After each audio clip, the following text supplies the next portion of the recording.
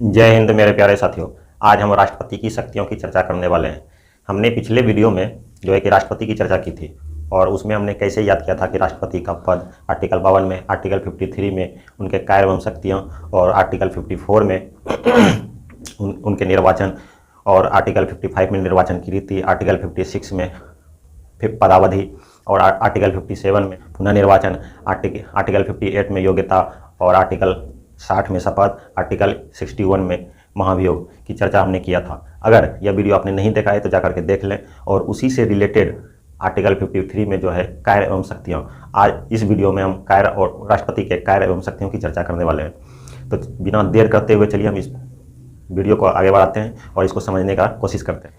दरअसल हमने पिछले वीडियो में चर्चा किया था कि राष्ट्रपति जो है देश का प्रधान होता है। उन्हें जो है राष्ट्रपति महोदय का पद जो है देश में सबसे बड़ा पद होता है और भारत का प्रथम नागरिक भी राष्ट्रपति होता है। तो सिर्फ सबसे बड़ा पोस्ट ही नहीं बल्कि पोस्ट के अलावा उन्हें बहुत सारी शक्तियां भी दी गई है। तो वह शक्तियां कौन से आर्टिकल में दिया गया है? आर्टिकल 53 में। आर्टिकल 53 में ही कहा गया है कि राष्ट्रपति अपनी शक्तियों का प्रयोग स्वयं अथवा अपने सहयोगियों और या फिर अधीनस्थों के माध्यम से करेंगे। तो राष्ट्रपति का जो है अधीनस्थ कौन हो सकता है? तो कहने का मतलब ये मंत्री परिषद का जो हेड होता है ना, मंत्री परिषद का हेड कौन हो सकता है? प्रधानमंत्री। तो वह अपनी शक्तियों का प्रयोग जो है प्रधानमंत्री के माध्यम से करते हैं। कुछ स्वयं करते हैं और कुछ प्रधानमंत्री के माध्यम से करते हैं। तो चलिए आर्टिकल 53 में कौन कौन सी शक्तियाँ राष्ट्रपति महोदय को दिया गया है इसका हम एक एक करके चर्चा करते हैं और इसको समझने का कोशिश करते हैं। राष्ट्रपति के कार्य एवं शक्तियों का वर्णन जो है आर्टिकल 53 में मिलता है। आर्टिकल 53 और आर्टिकल 53 के अंतर्गत ही जो है राष्ट्रपति में समाहित है नियुक्ति की शक्ति। नियुक्ति की शक्ति कहने का मतलब ये हुआ कि राष्ट्रपति कुछ पदों की नियुक्ति कर सकते हैं। तो कौन कौन सा वो पद है जिनकी नियुक्ति राष्ट्रपति कर सकते हैं, इसको एक एग्जांपल के माध्यम से हम इसका चर्चा करते हैं। चलिए देखते हैं कौन कौन पदों की नियुक्ति कर सकते हैं। तो सबसे पहले प्रधानमंत्री की नियुक्ति कर सकते हैं। प्रधानमंत्री के सलाह पर मंत्री परिषद की नियुक्ति कर सकते हैं। उपराष्ट्रपति की नियुक्ति कर सकते हैं। राज्यपाल की नियुक्ति कर सकते हैं। कैग की नियुक्ति कर सकते हैं। कैग यानी कि कंट्रोलर एंड ऑडिटर जनरल, जिसका वर्णन आर्टिकल 148 में है। उसके बाद है सुप्रीम कोर्ट, हाई कोर्ट के जजों की नियुक्ति कर सकते हैं। इसके अलावा चुनाव आयोग के आयुक्त की नियुक्ति कर सकते हैं और वित्त आयोग की नियुक्ति कर सकते हैं। तो इन सभी संवैधानिक पदों की जो है नियुक्ति राष्ट्रपति कर सकते हैं। चलिए एक बार इसको फिर से देखते हैं कौन कौन से पदों की नियुक्ति कर सकते हैं। जैसे प्रधानमंत्री हो गया, प्रधानमंत्री के सलाह पर मंत्री परिषद हो गया, उपराष्ट्रपति हो गया, राज्यपाल हो गया, कैग हो गया और सुप्रीम कोर्ट हाई कोर्ट के जजों की नियुक्ति होगी और क्या कहते हैं चुनाव। उसके अलावा चुनाव आयोग के आयुक्त की नियुक्ति कर सकते हैं, वित्त आयोग की नियुक्ति कर सकते हैं। तो ये सभी संवैधानिक पदों की नियुक्ति जो है राष्ट्रपति कर सकते हैं। इसके अलावा और क्या कर सकते हैं राष्ट्रपति? इसके अलावा राष्ट्रपति अंतर्राज्यीय परिषद की गठन कर सकते हैं। अंतर्राज्यीय परिषद का गठन। तो राष्ट्रपति जो है अंतर्राज्यीय परिषद की गठन कर सकते हैं। अंतर्राज्यीय परिषद की जो गठन कर सकते हैं वो कौन सा आर्टिकल के माध्यम से कर सकते हैं? आर्टिकल 263 के माध्यम से। तो हम इसको लिख सकते हैं अनुच्छेद 263। तो कहने का मतलब राष्ट्रपति जो है अंतर्राज्यीय परिषद की गठन कर सकते हैं और वह कौन सा अनुच्छेद के तहत कर सकते हैं? आर्टिकल 263 के माध्यम से। इसके अलावा वित्त आयोग की नियुक्ति कर सकते हैं, यानी वित्त आयोग का गठन कर सकते हैं। वित्त आयोग का गठन। तो वित्त आयोग का जो गठन होगा कौन सा, ये भी कौन सा आर्टिकल के माध्यम से कर सकते हैं? आर्टिकल 280। इसको लिख सकते हैं अनुच्छेद 280। राष्ट्रपति जो है आर्टिकल 280 के तहत जो है वित्त आयोग का गठन कर सकते हैं। इसके अलावा अनुसूचित जाति, अनुसूचित जनजाति क्षेत्रों की घोषणा कर सकते हैं कि घोषणा। तो कहने का मतलब ये हो गया राष्ट्रपति जो है अनुसूचित जाति, अनुसूचित जनजाति क्षेत्रों की घोषणा कर सकते हैं और वहाँ पर शासन व्यवस्था का निर्माण भी कर सकते हैं। इसके अलावा और क्या कर सकते हैं? जैसे हो गया SC आयोग, SC, ST और OBC आयोग की गठन कर सकते हैं। तो कहने का मतलब राष्ट्रपति जो है कार्यपालिका की शक्ति के माध्यम से, राष्ट्रपति जो है कार्यपालिका की शक्ति के अंतर्गत कौन कौन से शक्तियाँ उसमें समाहित है। जैसे हो गया नियुक्ति की शक्ति। नियुक्ति की शक्ति में प्रधानमंत्री की नियुक्ति कर सकते हैं, राष्ट्रपति की नियुक्ति कर सकते हैं, मंत्रिपरिषद की नियुक्ति कर सकते हैं, राज्यपाल की नियुक्ति कर सकते हैं, क्या की नियुक्ति कर सकते हैं, सुप्रीम कोर्ट हाईकोर्ट के जजों की नियुक्ति कर सकते हैं, वित्त आयोग की नियुक्ति कर सकते हैं। इसके अलावा अंतर्राज्यीय परिषद की गठन कर सकते हैं, वो भी आर्टिकल 263 के माध्यम से। उसके बाद है वित्त आयोग का गठन कर सकते हैं आर्टिकल 280 के माध्यम से। उसके बाद अनुसूचित जाति और अनुसूचित जनजाति क्षेत्रों का, अनुसूचित जाति और अनुसूचित जनजाति क्षेत्रों की घोषणा कर सकते हैं और वहाँ पर शासन व्यवस्था का निर्माण भी कर सकते हैं। उसके बाद है SC ST और OBC आयोग का भी गठन कर सकते हैं। उसके बाद है विधायी शक्ति। विधायी शक्ति के अंतर्गत जो है राष्ट्रपति संसद का प्रमुख अंग होता है। संसद का प्रमुख अंग, राष्ट्रपति जो है संसद का प्रमुख अंग होता है। इसको दूसरे भाषा में बोला जाता है कि राष्ट्रपति जो है संसद का परमानेंट मेंबर होता है। राष्ट्रपति जो है संसद का परमानेंट मेंबर होता है। उसके बाद है राष्ट्रपति कोई भी विधेयक या बिल राष्ट्रपति के हस्ताक्षर के बाद पारित होता है। तो कहने का मतलब ये हुआ, तो सब पहला क्या है, राष्ट्रपति जो है संसद का प्रमुख अंग होता है। उसके बाद कोई भी विधेयक या कोई भी बिल राष्ट्रपति के हस्ताक्षर के बाद ही पारित माना जाता है। जब तक कोई भी, जैसे मान लीजिए एग्जाम्पल के माध्यम से इसको समझते हैं, जैसे कोई भी बिल लोकसभा में पास हो गया, राज्यसभा में भी पास हो गया, और जब तक उस पर राष्ट्रपति साइन नहीं करेंगे तब तक उस बिल को पारित नहीं किया जाएगा। उस बिल पर राष्ट्रपति के साइन के बाद ही उस बिल का कोई भी वैल्यू होता है। यहाँ पर एक पॉइंट और भी याद रख सकते हैं कि राष्ट्रपति जो है क्या सभी बिल पर, राष्ट्रपति जो है सभी बिल पर बाद में साइन करते हैं? नहीं, कुछ ऐसे बिल होते हैं जिस पर राष्ट्रपति को पहले साइन करना होता है। वो कौन कौन सा बिल है जिस पर राष्ट्रपति पहले साइन करते हैं? तो इसका 2-3 एग्जाम्पल लेकर के समझते हैं। जैसे हो गया कि राष्ट्रपति जो है पहले को कौन सा बिल पे साइन करना पड़ता है। जैसे हो गया संविधान में अगर संशोधन करना होगा, संविधान में अगर संशोधन करना होगा तो राष्ट्रपति को पहले हस्ताक्षर करना होगा। जैसे संविधान में संशोधन करना होगा, संविधान संशोधन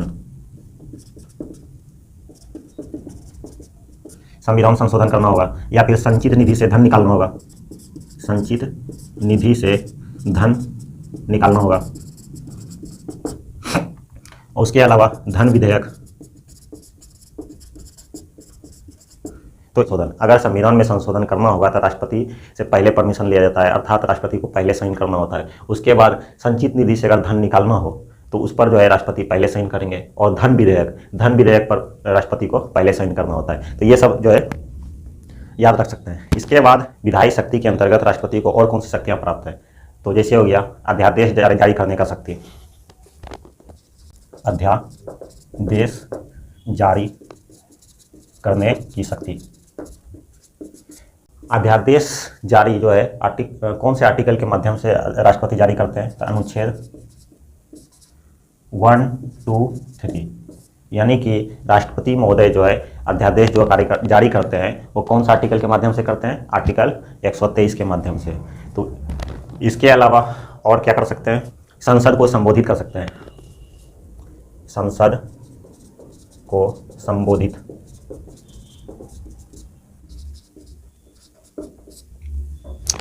जैसे संसद को कब संबोधित करते हैं?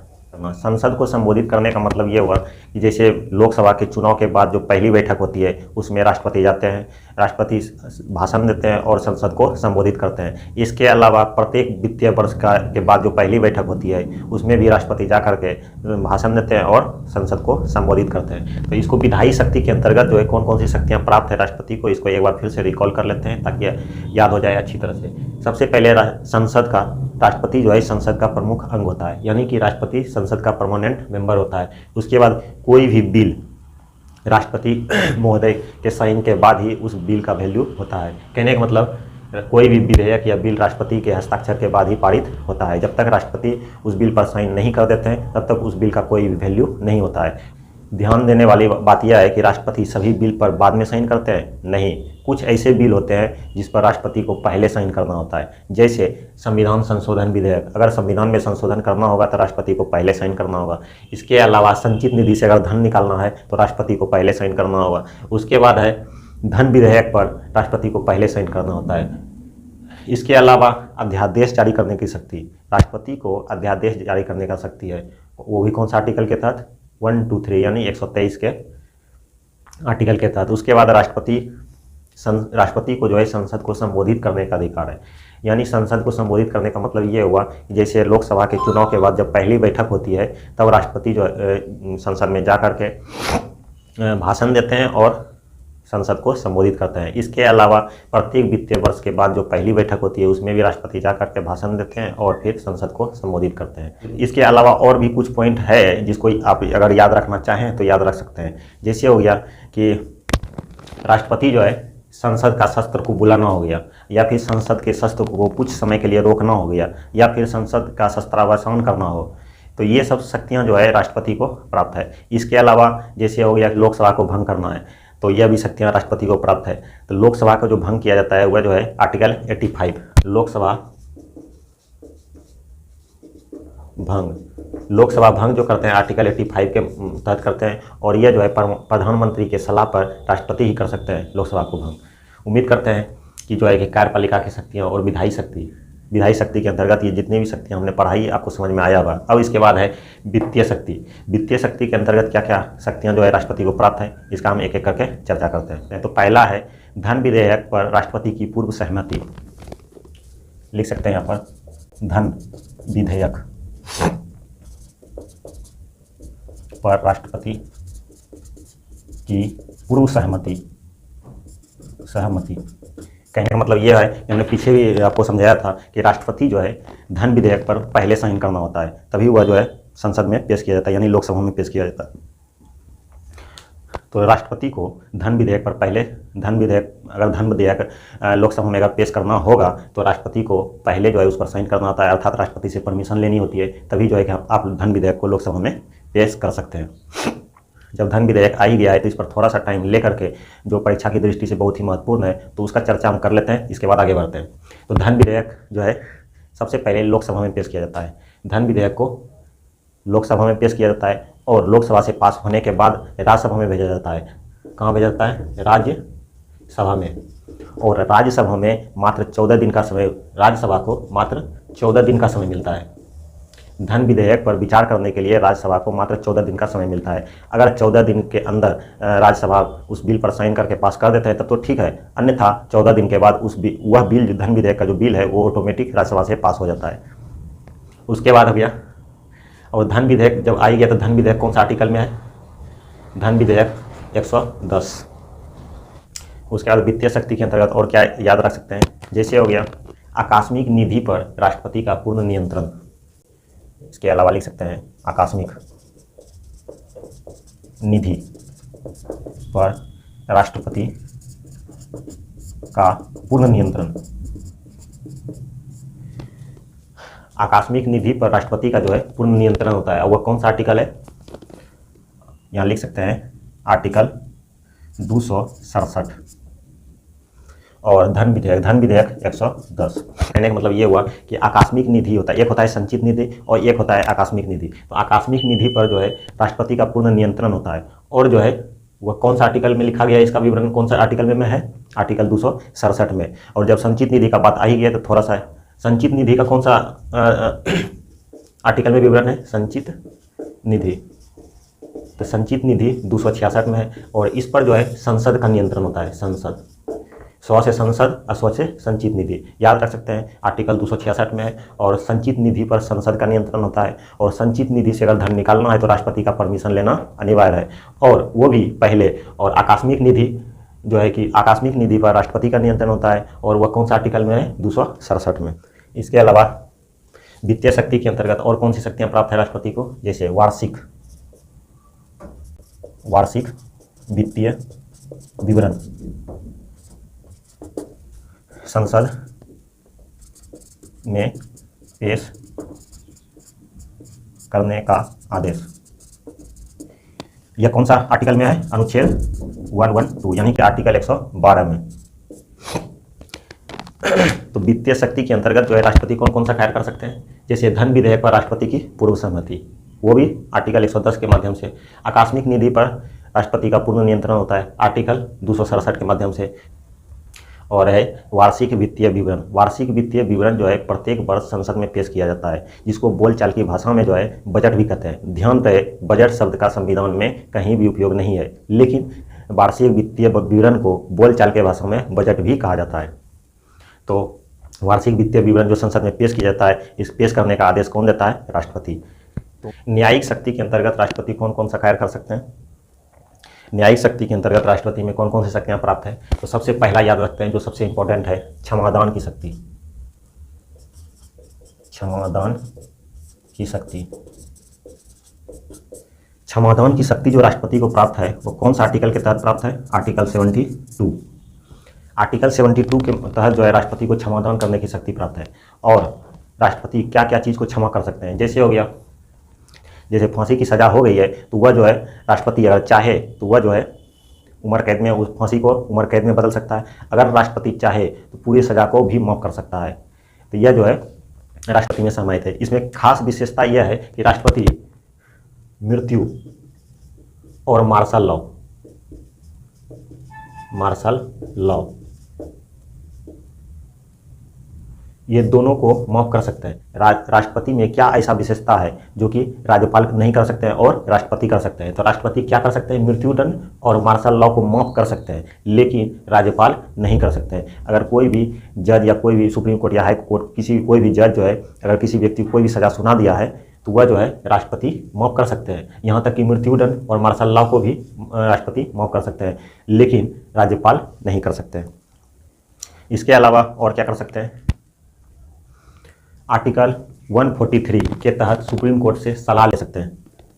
अनुच्छेद 143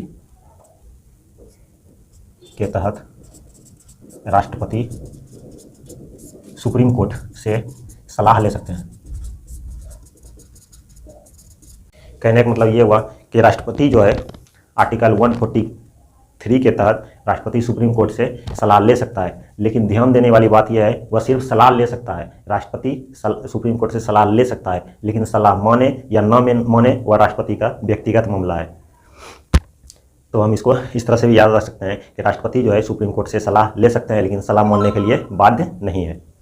उसके बाद और एक पॉइंट याद रख सकते हैं, वैसे हम पीछे बता भी दिए हैं, जैसे सुप्रीम कोर्ट और हाई कोर्ट के जजों की नियुक्ति कर सकते हैं, के जजों की नियुक्ति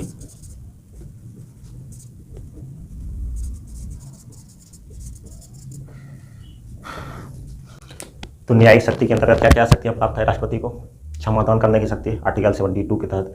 आर्टिकल 143 के तहत राष्ट्रपति सुप्रीम कोर्ट से सलाह ले सकते हैं, लेकिन सलाह मानने के लिए बाध्य नहीं है। उसके बाद है और एक पॉइंट याद रख सकते हैं, जैसे सुप्रीम कोर्ट हाई कोर्ट के जजों की भी नियुक्ति कर सकते हैं। अब है सैन्य शक्ति। सैन्य शक्ति के अंतर्गत राष्ट्रपति को कौन कौन सी शक्तियाँ प्राप्त है? जैसे पहला हो गया, तीनों सेनाओं का हेड होता है। तीनों सेना का हेड लिख सकते हैं हम, तीनों सेना का हेड यानी अध्यक्ष होता है। तो तीनों सेना कौन सा हो गया? जैसे हो गया थल सेना, जल सेना और वायु सेना। तीनों सेनाओं का हेड होता है, प्रमुख होता है। तीनों सेना कौन कौन सा हो गया? जल सेना, थल सेना और वायु सेना। तीनों सेनाओं का जो हेड होता है वह राष्ट्रपति होता है। सैन्य शक्ति में राष्ट्रपति को और कौन सी शक्तियां प्राप्त हैं? जैसे हो गया किसी देश के साथ युद्ध और शांति की घोषणा करने का अधिकार, यह भी राष्ट्रपति को प्राप्त है। तो सैन्य शक्ति में याद रख सकते हैं 2 पॉइंट कि वह तीनों सेनाओं का प्रमुख होता है। तीनों सेना कौन कौन सा हो गया? जल सेना, थल सेना और वायु सेना। तीनों सेनाओं का प्रमुख होता है। और दूसरा पॉइंट यह याद रख सकते हैं, राष्ट्रपति जो है किसी अन्य देश यानी पड़ोसी देश के साथ युद्ध और शांति की घोषणा कर सकते हैं। यह राष्ट्रपति को शक्तियाँ प्राप्त है। उसके बाद है आपातकाल की शक्ति। आपातकाल की शक्ति में राष्ट्रपति को 3 प्रकार की शक्तियाँ प्राप्त है। तो इसको हम लिख सकते हैं 3 प्रकार की शक्तियाँ कौन सा है? अनुच्छेद 352 अनुच्छेद 356 और अनुच्छेद 360। तो 3 प्रकार का जो है शक्तियाँ राष्ट्रपति को प्राप्त है। तो 3 प्रकार का शक्ति जो को प्राप्त है इसका हम एक एक करके चर्चा करते हैं। जैसे हो गया अनुच्छेद 352 को हम क्या कहते हैं? राष्ट्रीय आपात। राष्ट्रीय आपात। तो राष्ट्रीय आपातकाल जो है कब लगाया जाता है? राष्ट्रीय आपातकाल जो है 3 कारणों से लगाया जाता है। पहला कारण हो गया युद्ध, दूसरा बाहरी आक्रमण और तीसरा जो है आंतरिक सशस्त्र विद्रोह, यानी देश के अंदर जब तक कि शस्त्र और शस्त्र के साथ विद्रोह न हो जाए तब तक राष्ट्रीय आपातकाल नहीं लगाया जाएगा। और यह देश में अब तक 3 बार लगाया जा चुका है। तो कौन कौन सा बार लगाया गया है? 3 बार। तो इसको हम याद कर सकते हैं। जैसे सबसे पहले 1965 में, माफ कीजिएगा 1962 में चीन के साथ जब युद्ध चल रहा था, जब भारत चीन के साथ 1962 में युद्ध चल रहा था तो उस समय राष्ट्रीय आपातकाल लगाया गया था। दूसरा 1971 में पाकिस्तान, जब 1971 में पाकिस्तान के साथ युद्ध चल रहा था उस समय राष्ट्रीय आपातकाल लगाया गया था। 1971 में जो बांग्लादेश को आज़ाद करवाया जा रहा था उस समय जो है पाकिस्तान के साथ युद्ध हुआ था। उसके बाद तीसरा है 1975 सर्वोदय आंदोलन के दौरान। सर्वोदय आंदोलन 1975 में जब सर्वोदय आंदोलन चलाया जा रहा था उस समय राष्ट्रीय आपातकाल लगाया गया था। तो राष्ट्रीय आपातकाल अभी तक 3 बार लगाया जा चुका है। पहला 1962 में जब भारत चीन युद्ध चल रहा था, दूसरा 1971 में जब भारत पाकिस्तान युद्ध चल रहा था, और तीसरा 1975 में जब सर्वोदय आंदोलन देश में चल रहा था उस वक्त। उसके बाद है आर्टिकल 356। आर्टिकल 356 को कहते हैं राष्ट्रपति शासन। राष्ट्रपति शासन। राष्ट्रपति शासन, अरे राष्ट्रपति शासन जो है प्रत्येक राज्य में लगाया जाता है और प्रत्येक राज्य में अलग अलग टाइम पे लगाया जाता है और यह अब तक बहुत बार लगाया जा चुका है, इसका कोई सीमा नहीं है। उसके बाद है 360। 360 को कौन सा आपात कहते हैं? इसको वित्तीय आपात कहते हैं। वित्तीय आपात। तो वित्तीय आपात अब तक देश में नहीं लगाया गया है, क्योंकि यह सबसे बड़ी बात यह है कि वित्तीय आपातकाल जो है अभी तक देश में एक बार भी नहीं लगाया गया है। और यह किन कंडीशन में लगाया जाता है? कि जब देश में आर्थिक स्थिति अर्थात फाइनेंशियल कंडीशन जब खराब हो जाता है, बहुत ही खराब हो जाता है, उस कंडीशन में वित्तीय आपातकाल लगाया जाता है। और देश में, हमारे भारत देश में अभी तक वित्तीय आपातकाल नहीं लगाया गया है। यह सबसे बड़ी बात है, आप इसको याद रख सकते हैं। एग्जाम में पूछा भी जाता है कि कौन ऐसा आपातकाल है जिसको अब तक देश में नहीं लगाया गया है। उसमें ऑप्शन होगा कि राष्ट्रीय आपातकाल, राष्ट्रपति शासन या वित्तीय आपातकाल, और कोई भी दे देगा। तो इसमें जो है आप वित्तीय आपातकाल रख सकते हैं कि वित्तीय आपातकाल को अब तक देश में नहीं लगाया गया है। उसके बाद है वीटो शक्ति। तो वीटो शक्ति कौन सा शक्तियाँ हैं जिसको हम, वीटो शक्ति जो है आर्टिकल 1, 1 और 1 111 के तहत राष्ट्रपति को प्राप्त है, जिसे हम पॉकेट वीटो भी कहते हैं। क्या कहते हैं? Pocket veto. कहने का मतलब ये हुआ कि जब लोकसभा या राज्यसभा से कोई बिल पास हो जाता है तो राष्ट्रपति के पास भेजा जाता है साइन करने के लिए, उस पर हस्ताक्षर करने के लिए। तो राष्ट्रपति के पास 3 कंडीशन होता है। राष्ट्रपति के पास 3 कंडीशन कौन सा है उसको हम देखते हैं कौन सा कंडीशन है। तो सबसे पहले राष्ट्रपति उस पर हस्ताक्षर कर देंगे। राष्ट्रपति उस पर हस्ताक्षर कर देंगे। दूसरा कंडीशन क्या है? पुनः विचार के लिए भेज सकते हैं, पुनः विचार। और तीसरा कंडीशन क्या है? अपने पास रख लेंगे, अपने पास रख लेंगे।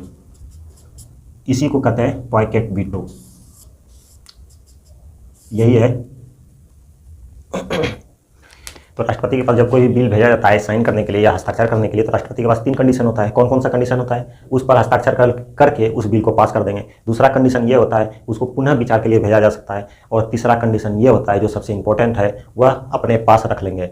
यानी कहने का मतलब ये हुआ कि राष्ट्रपति को वह बिल जो है ठीक ठाक नहीं लगा, वह देश के अनुकूल नहीं लगा या संविधान के अनुकूल नहीं लगा, तो वह उस बिल को जो है अपने पास रख लेंगे। और यह कब तक रखेंगे इसका कोई समय सीमा नहीं है। तो उम्मीद करते हैं समझ में आ गया। राष्ट्रपति के पास 3 कंडीशन। उसके बाद हम लोग के पास लास्ट शक्ति बचा राष्ट्रपति के पास, स्वविवेक की शक्ति। तो स्वविवेक की शक्ति का मतलब ये हुआ कि राष्ट्रपति जो है स्वयं निर्णय लेते हैं, स्वयं अपने विचार से निर्णय लेते हैं। तो इसको हम समझते हैं। कभी कभार देश में ऐसा कंडीशन हो जाता है जो राष्ट्रपति को स्वविवेक की शक्ति का प्रयोग करना पड़ता है। तो ऐसा कंडीशन एक एग्जाम्पल के माध्यम से समझ सकते हैं। जैसे राष्ट्रपति को सहायता करने के लिए उसमें कोई नहीं होता है, यानी संसद का शस्त्र नहीं चल रहा होता है, या फिर लोकसभा का चुनाव हुआ हो और उस चुनाव में जो है कोई भी प्रतिनिधि का पूर्ण बहुमत नहीं हुआ हो, तो उस कंडीशन में राष्ट्रपति जो है स्वविवेक की शक्ति का प्रयोग करते हैं और स्वयं से विचार करते हैं कि कौन सा प्रतिनिधि प्रधानमंत्री बनने योग्य है और कौन सा नहीं है। उस समय स्वविवेक की शक्ति का प्रयोग राष्ट्रपति करते हैं। तो कहने का मतलब कौन कौन सी शक्तियाँ राष्ट्रपति को प्राप्त है, जैसे हो गया नियुक्ति की शक्ति, विधायी शक्ति, वित्तीय शक्ति, न्यायिक शक्ति, उसके बाद हो गया सैन्य शक्ति, उसके बाद हो गया आपात शक्ति, वीटो शक्ति और स्वविवेक की शक्ति। तो यह सब शक्तियाँ, जितने भी शक्तियाँ का हमने चर्चा किया, उम्मीद करते हैं कि ये सारे शक्तियाँ आपको समझ में आया होगा। अगर समझ में नहीं आया तो वीडियो को फिर से देखें ताकि अच्छी तरह से समझ में आ जाए, और वीडियो अच्छी लगे तो लाइक, सब्सक्राइब और शेयर जरूर करें, और कोई भी ऐसा सार्वजनिक कार्य जिसको करने से आपको खुशी मिलती है उसे अवश्य करें। धन्यवाद।